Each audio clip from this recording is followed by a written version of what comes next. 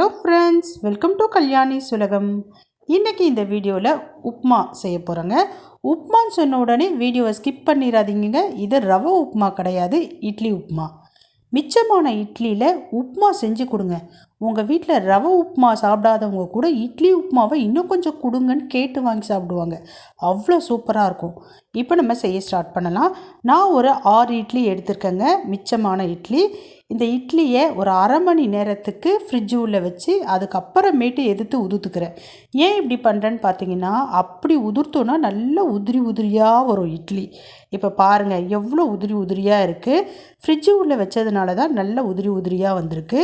தாளிக்கிறதுக்கு தேவையான பொருட்கள் எல்லாம் எடுத்து வச்சுக்கலாம். இட்லியை உதுத்து வச்சுக்கலாம். இப்போ ஸ்டவ் ஆன் பண்ணி பேன் வச்சுக்கலாம். பேன் சூடான பிறகு அதில் ஒரு 5-6 ஸ்பூன் எண்ணெய் விட்டுக்கலாம். எண்ணெய் கொஞ்சம் ஜாஸ்தியாக தான் தேவைப்படும்.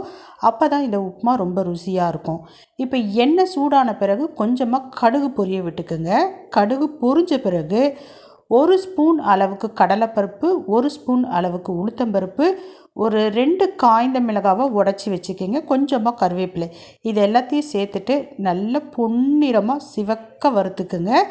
இதில் டேஸ்ட்டு கொடுக்கறது இந்த கடலைப்பருப்பு, உளுத்தம்பருப்பு, காய்ந்த மிளகாய் தான்.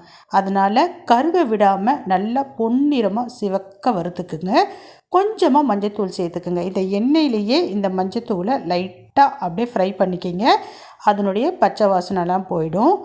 இப்போ பார்த்திங்கன்னா அந்த பருப்பெல்லாம் நல்லா செவந்துருச்சு. உதுத்து வச்சுருக்கிற இட்லியை சேர்த்துக்கலாம். இட்லியை நீங்கள் உதுக்கிறப்பவே கொஞ்சமாக உப்பு சேர்த்து உதுத்துக்குங்க. நம்ம ஏற்கனவே இட்லி அவிக்கிறப்ப உப்பு போட்டு தான் அவிச்சிருப்போம். இருந்தாலும் இட்லியை உதுக்கிறப்பவே கொஞ்சமாக உப்பு சேர்த்து நல்லா மிக்ஸ் பண்ணிக்கிங்க. இந்த வீடியோவில் பார்த்துருப்பீங்க, நான் அப்போ சொல்லலை. அப்படி இல்லை நீங்கள் மறந்துட்டிங்கன்னா இப்போ கூட உப்பு சேர்த்துக்கலாம். இப்போ நல்லா மிக்ஸ் பண்ணிக்கிங்க.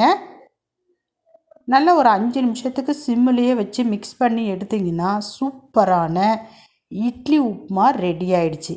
இந்த உப்புமாவை உப்புமாவே வேணாம், எனக்கு நான் சாப்பிடவே மாட்டேன் அப்படின்னு சொல்கிறவங்க கூட விரும்பி சாப்பிடுவாங்க. அவ்வளோ சூப்பராக இருக்கும். என்னுடைய சேனல் பிடிச்சிருந்ததுன்னா நம்ம சேனலை சப்ஸ்கிரைப் பண்ணிக்கிங்க. கூடவே இருக்கக்கூடிய பெல் பட்டனை ப்ரெஸ் பண்ணி அதில் ஆல் ஆப்ஷனை கிளிக் பண்ணிக்கிங்க. மறக்காமல் லைக் அண்ட் ஷேர் பண்ணி நம்ம சேனலுக்கு சப்போர்ட் பண்ணுங்கள். மறக்காமல் இந்த டிஷ் எப்படி இருக்குது அப்படின்றதையும் கமெண்ட் செக்ஷனில் சொல்லுங்கள். பிடிச்சிருக்கா பிடிக்கலையா அப்படின்றத நீங்கள் சொன்னால் தான் எனக்கு தெரியும். கண்டிப்பாக இந்த டிஷ் உங்களுக்கு பிடிக்கும் நான் நம்புகிறேன். இப்போ நான் கிளம்புற டைம் வந்தாச்சு. பாய்.